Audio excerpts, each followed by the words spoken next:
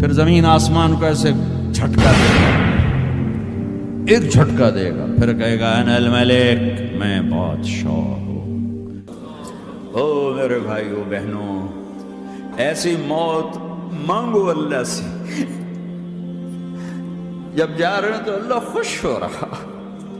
ایسی موت نہ ہو جیسے بھاگا ہوا مجرم پکڑا جاتا ہے، ہتھکڑیاں لگا کے جیل میں لے جایا جا رہا ہے۔ ایسی موت مانگو اور ایسی زندگی گزارو۔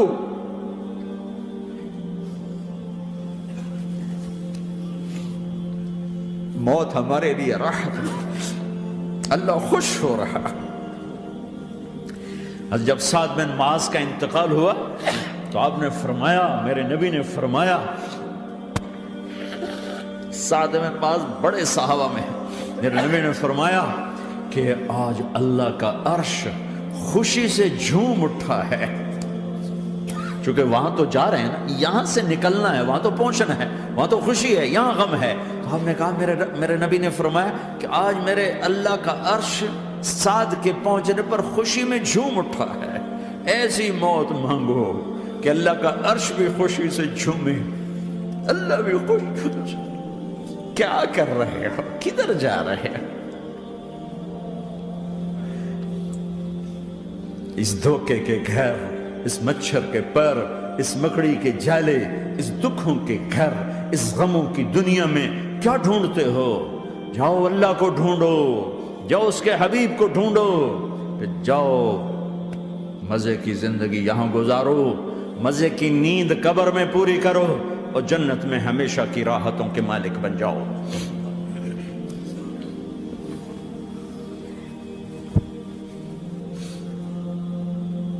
کہ یا رسول اللہ، اللہ ملاقات کے شوق میں ہے۔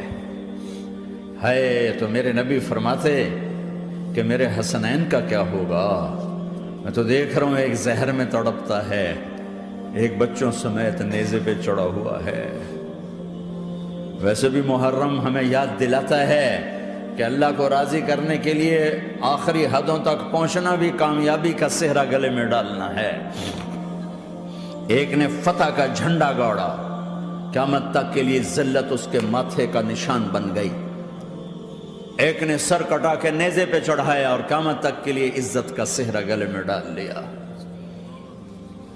کیوں کہ ایک دنیا کی بازی ہارا پر اللہ کو لے کے جیت گیا، اور ایک دنیا کی بازی جیتا اور اللہ کو کھو کے ہار گیا۔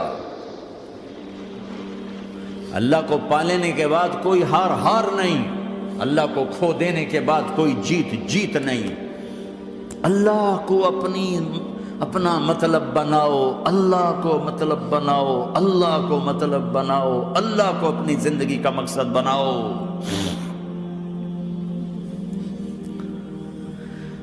جبریل واپس جاؤ اور اللہ سے پوچھ کے آؤ، میرے بعد میری امت کے ساتھ کیا کرے گی؟ واہ یا رسول اللہ۔ ہر کوئی اپنے بچوں کے لیے پریشان ہوتا ہے کہ میرے بچوں کا کیا بنے گا۔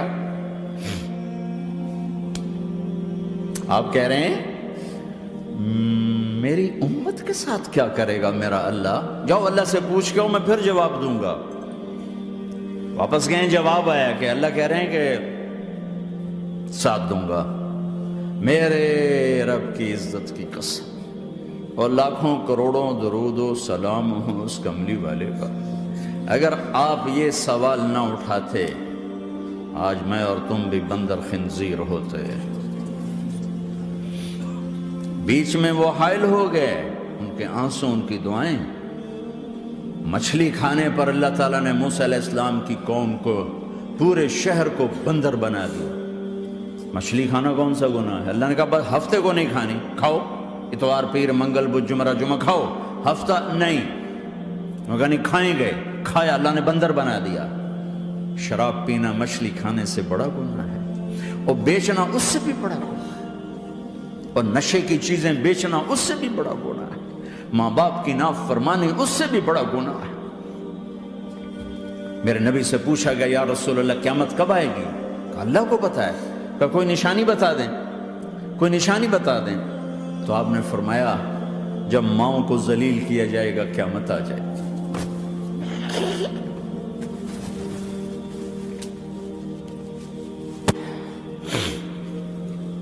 یہ تو اس کی دعائیں ہیں،